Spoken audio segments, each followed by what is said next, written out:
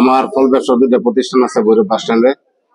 আমি দীর্ঘদিন যাবত এই কালাম ভাইয়ের সাথে বা পারভেজের সাথে ভালো সম্পর্ক। পারভেজ ছেলে হিসাবে ভালো, পারভেজ আমার এলাকার প্রতিবেশী ছেলে।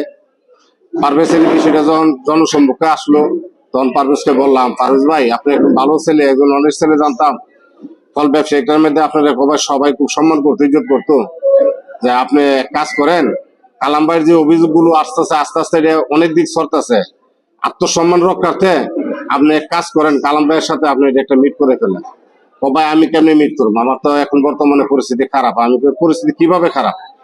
আপনি তো এক বাড়ি থেকে 60,000 টাকা ভাড়া পাইতেছেন, আপনার মানে একটা বিল্ডিং করতেছেন, এই বিল্ডিং সিল্ডিং সবকিছু করতেছেন, তো আমার শ্বশুর বাড়ি থেকে জমি বেচা আনছি।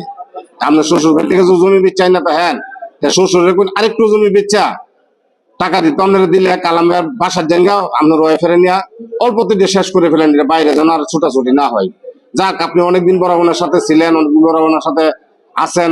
উনি তো কখনো ক্যাশে বসে নাই, আপনাকে অগাধ বিশ্বাস করছে। আপনি ওনার যে স্যালারি দিয়ে আপনারা রাখছে, সর্বোচ্চ স্থানে দিয়ে রাখছে, আপনাকে সর্বোচ্চ ইজ্জত দিয়ে রাখছে, তার ছেলেরা এতটুকু বিশ্বাস করছেন, আপনার অগাধ বিশ্বাস করছে। এই বিশ্বাসের ভিতরে যেহেতু একটা দুর্ঘটনা ঘটে গেছে, আপনার যেমনি করছেন হয়ে গেছে। ও ভাই আমি তো ওর কাছে গেলে মিনিমাম 1 কোটি টাকা লাগবে, নিচে তো মানবে না। 1 কোটি টাকা লাগুক আর যাই লাগুক, আপনি কত আমাদের কাছে নিয়ে আসতে পারবেন? আসেন, ধর আমরা নিজেরাও যাই, কালাম ভাইয়ের ফেরে গিয়ে ধরি, কালাম ভাইরে ধরি, যাই হয়েছে না হয়েছে আপনার ফ্যামিলিটার একটা সুসম্পর্ক ছিল, এই সুবাদে কালাম ভাইরা আমরা নিজেরাই যেমনি ম্যানেজ করে আমরা এটা শেষ করে দিই। ও বলতেছে এই মুহূর্তে তো টাকা ম্যানেজ করা বড় কঠিন বিষয়। আমি কঠিন বিষয়, হাতে তো টাকা নাই, টাকা নাই একটা জায়গা বিক্রি করেন, টাকা নেই। মোটামুটি তো আপনি কর্মচারী অবস্থা থেকে 4টা-5টা বাড়ির মালিক হয়েছেন, এখান থেকে কিন্তু নষ্ট করে আপনার ইজ্জতটা আপনার বাড়ির ভিতরে বাইরে প্রকাশ করেন না।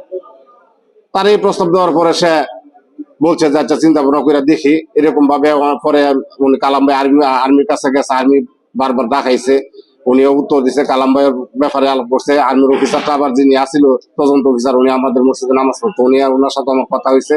উনি বলছে যে ভাই এটার মধ্যে ফ্যাক্ট আছে অনেক বড়, আমরা তো আর টাকা উদ্ধারের দাবি করতে পারি না, তবে এটার মধ্যে ফ্যাক্ট আছে।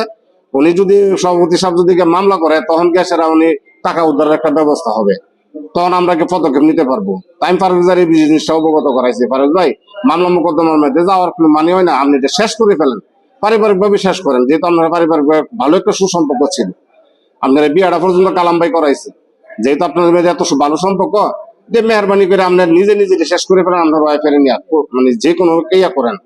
আমার সাথে আরেকজন আছিল আমার পার্টনার মিজান মিয়া, উনিও ফল ব্যবসার অনেক সিনিয়র ব্যক্তি, 30 বছর পরে ফল ব্যবসা করে, ওনারা নিয়ে এই মানে ফারুকজার এই পরামর্শটা দিছিলাম, কিন্তু লাস্ট পর্যায়ে এই কাজে হাসে নাই। লাস্টে স্থানীয় ভাবে দরবার চাইছে, আরিফ ভাই নিজে আসলো ভৈরব এন্টারপ্রাইজে, আসা বসলো, আমরা সবাই প্রায় 20-30 জন 40 জন লোক ছিলাম ব্যবসায়িক, সবাই মিলে তারা নিয়ে বসে আলাপ আলোচনা করলাম। আলাপ আলোচনা করার পরে আরিফ ভাই বারবার তারে বলছে, তোমার যদি ডকুমেন্টসের মধ্যে কোনো ঝামেলা থাকে, কোন জায়গার ঝামেলা তুমি সেটা প্রমাণ করাও। এই জাকির তোমার দায়িত্ব দিয়ে গেলাম, তুমি পারভেজের নিয়ে বসে এটা শেষ করো, আজকের থেকে একদিনে না পারলে 2 দিনে করো। কিন্তু সে আর আসে নাই, আর যোগাযোগ করে নাই।